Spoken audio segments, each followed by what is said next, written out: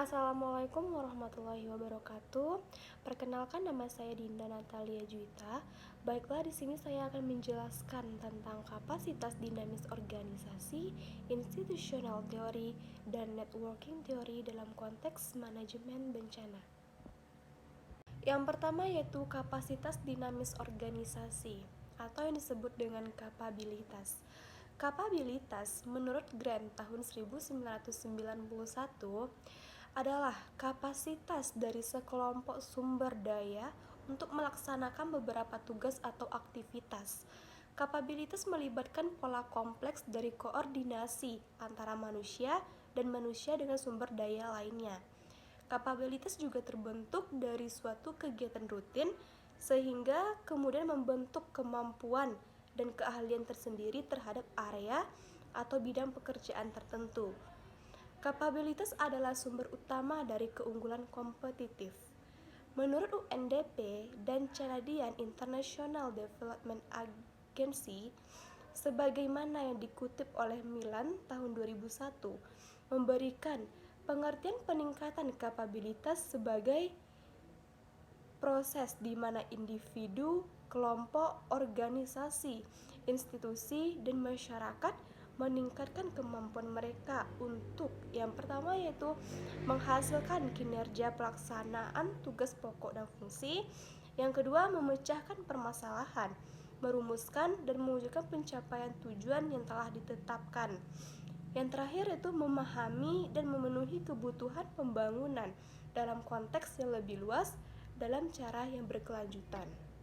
Membahas kapabilitas maka akan berhubungan dengan pengembangan kapasitas.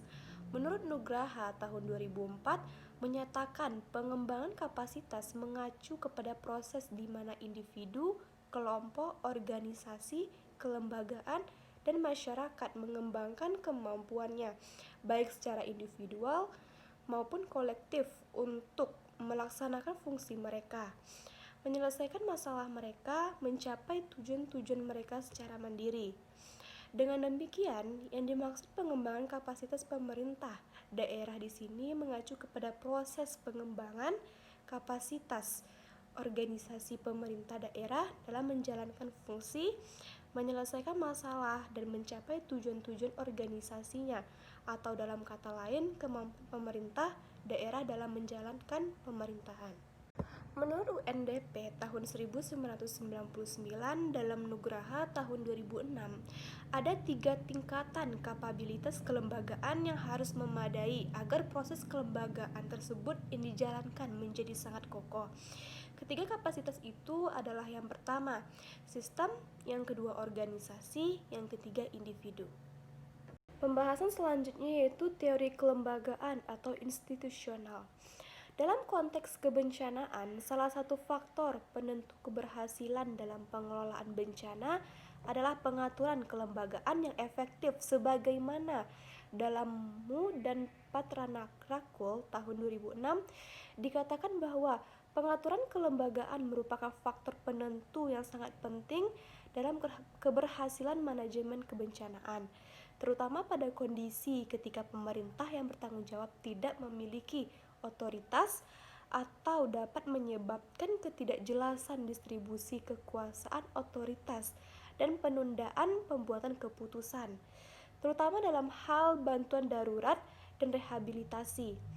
Harus ada hubungan antara pemerintah pusat dan daerah untuk melaksanakan kebijakan dengan baik. Pengaturan kelembagaan ini merupakan bagian dari proses tata pemerintahan.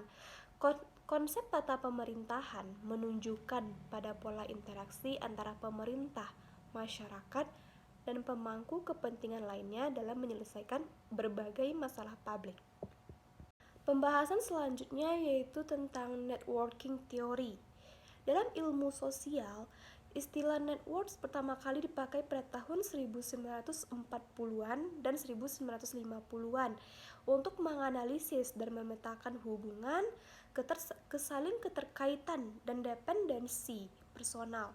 Kata networks mengandung dua arti, yaitu berarti menjalin kontak untuk mendapatkan keuntungan, dan arti yang kedua berasal dari bahasa teknologi komputer, yaitu komputer yang saling berhubungan.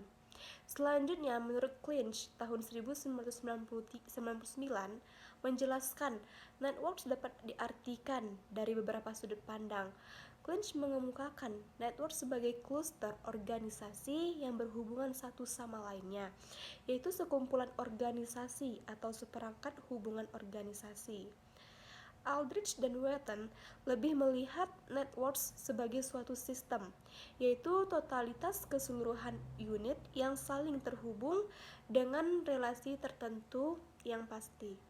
Dalam konteks kebencanaan, apapun bentuknya, bencana selalu membawa derita, menimbulkan korban harta dan nyawa, menghancurkan tatanan sosioekonomi, membentuk pribadi-pribadi yang traumatis, dan banyak hal yang lain yang mengindikasikan kerentanan diri sebagai sebuah bangsa. Seringnya situasi bencana melanda kondisi masyarakat menjadikan sebagai common and public problem yang menuntut kehadiran tindakan intervensi kolektif sebagaimana menjadi domain administrasi publik. Dalam jaringan aktor, dinyatakan bahwa segala hal dapat dilihat sebagai keterkaitan antar aktor. Peran aktor merupakan salah satu kunci penting keberhasilan administrasi publik karena tingkah laku aktor dan kebijakan yang dihasilkan mempunyai arti penting dan juga berpengaruh terhadap konsolidasi policy makers. Kebijakan manajemen kebencanaan sendiri pasti sangat berkaitan dengan banyak aktor. Mungkin sekian penjelasan dari saya. Sekian, terima kasih. Assalamualaikum warahmatullahi wabarakatuh.